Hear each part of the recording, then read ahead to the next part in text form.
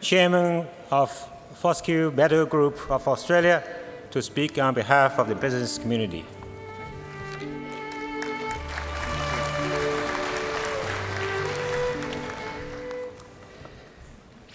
Your Excellency, Vice Premier Li Keqiang, Prime Ministers of Italy, Kazakhstan, Pakistan, Mr. Chairman, Ministers, distinguished guests all, and most importantly, of course, Secretary-General, who's done the hard work, Zhen Wenzhong. Ni men hao.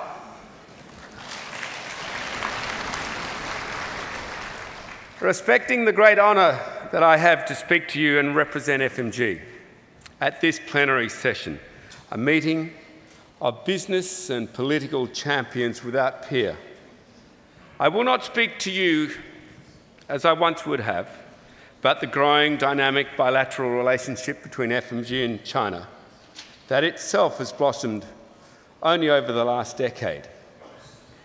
Rather, friends of FMG, friends from FMG, I speak to you of that today, which is much more remarkable again.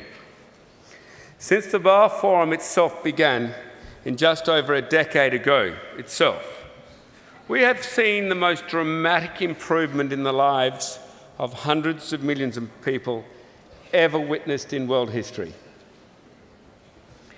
And it's happening right here in China, it's happening right here in Asia. First in Asia, then in Latin America, and now in Africa, progressive governments have adopted policies and encouraged trade and investment, which has driven the increase in the quality of life of their people. Together with stable taxation, regulatory regimes and political stability, businesses had the freedom, the confidence and incentive to invest and so create life-changing jobs and wealth. Driving the creation of citizens' wealth are the hundreds of thousands of entrepreneurs in the developing world who, through the freedom of their own self-expression, have generated wealth where previously none existed. And so, with their responsible governments, they are driving the growth and prosperity of their societies, their freedom, and I speak to you today of the noblest use of that freedom. Governments are key to growth and their critical role of honest leadership, but also in often exercising the great wisdom of patience by perhaps not interfering in trade and investment flows between economies, by perhaps not overly taxing their citizens, and by, of course, not wasting their public's money, and, of course, avoiding the easy option of increasing bureaucracy, but rather take the hard and transparent road of simplifying administration to facilitate the energy of business, the efficiency of business, charities and community organisations. Because it is these organisations that drive the prosperity and harmony of their societies. Yet here in the developing world, our economic heartbeat is infrastructure and growing our social infrastructure of health, care in community and education. But much more needs to be done.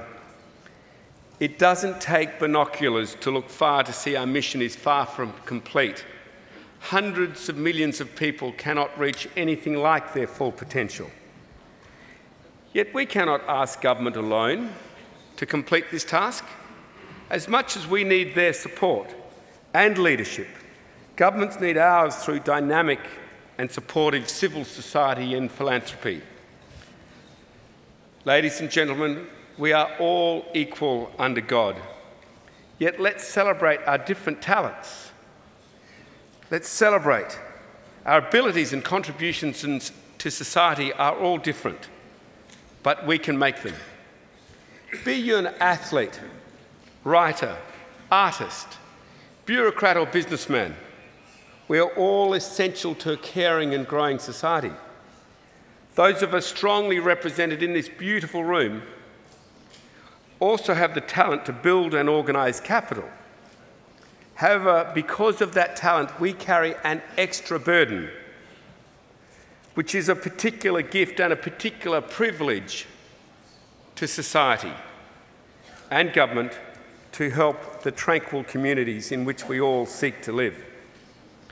In Chinese calligraphy, the symbol philanthropy has the character of the heart at its centre, perfectly describing what civil society is all about.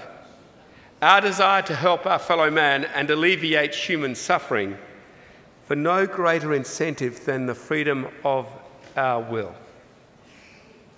Writing a charity cheque itself on its own doesn't guarantee better lives for others, but combining it with your leadership definitely will. Fellow business leaders, when you apply your skills so successfully honed to reach results-driven effectiveness, but this time for charity, your civil society leadership will change the world. Governments of the world can improve laws, policies, practices, and incentives to encourage people to give, continuing the awakening of the spirit within us all that resides, particularly here in Asia and particularly here in China. The political and business leaders, let's create a culture of giving. Let's together attract the most respected talent, particularly those retiring from business, politics and administration, into philanthropic leadership. All who give are praiseworthy, but those that make civil society investments within their own leadership multiply the value of that investment to our society. I ask our leaders in politics, our leaders in business, let's light the fire of giving in the heart of all of us right here in China.